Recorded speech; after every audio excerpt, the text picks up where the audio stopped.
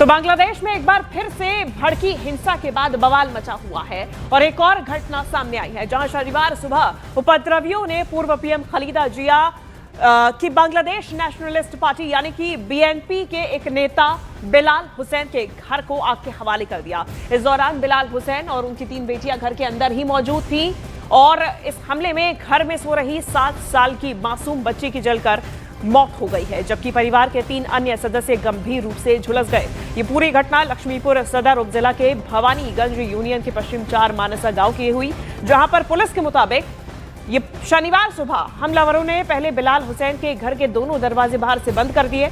इसके बाद पेट्रोल डालकर पूरे घर में आग लगा दी। उस वक्त घर में पूरा परिवार सो रहा था। आग लगते ही पूरे इलाके में अफरा तफरी मच गई, लेकिन तब तक काफी देर हो चुकी थी।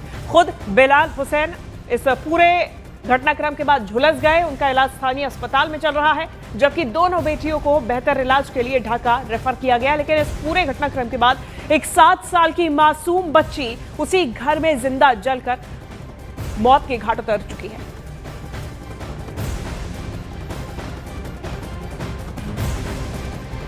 तो बांग्लादेश में इनकलाब मंच के युवा नेता शरीफ उस्मान हादी की हत्या के बाद शुरू हुई हिंसा लगातार बढ़ती जा रही है। शनिवार को ढाका में हादी के अंतिम संस्कार के बाद भीड़ ने संसद पर हमला करने की कोशिश की।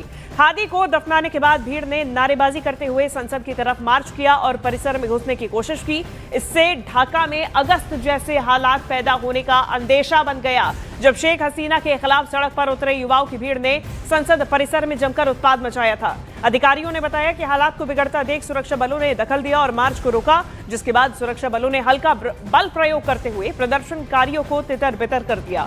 संसद में किसी नुकसान की अभी तक आधिकारिक पुष्टि नहीं हुई है।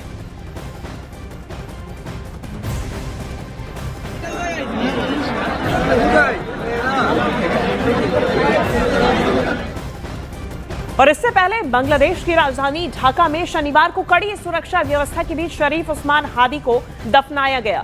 हादी के अंतिम संस्कार में 1 लाख लोगों के पहुंचने का दावा किया गया। अंतिम संस्कार में मुख्य सलाहकार मोहम्मद यूनुस और सेना प्रमुख जनरल वकार उज जमा संसद भवन परिसर के साउथ प्लाजा में इनकलाब मंच के हादी के जनाजे की नमाज में शामिल हुए।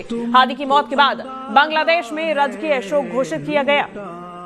है खजाने ये तसनीफ का मैं खाना, मैदान जिहाद के इस दरवेश मुजाहिद को। और उस्मान हादी का शव ढाका पहुंचने के बाद आंदोलनकारी हिंसक हो गए और उद्देची संस्था के कार्यालय को आग के हवाले कर दिया। यह संस्था कट्टरपंथियों के विरोध में काम करती है। बांग्लादेशी मीडिया के मुताबिक हत्यारों को ट्रांसपोर्टेशन में सपोर्ट करने वाले आरोपियों ने अदालत में हत्या के मुख्य आरोपी फैजल करीम के भारत भागने का दावा किया है।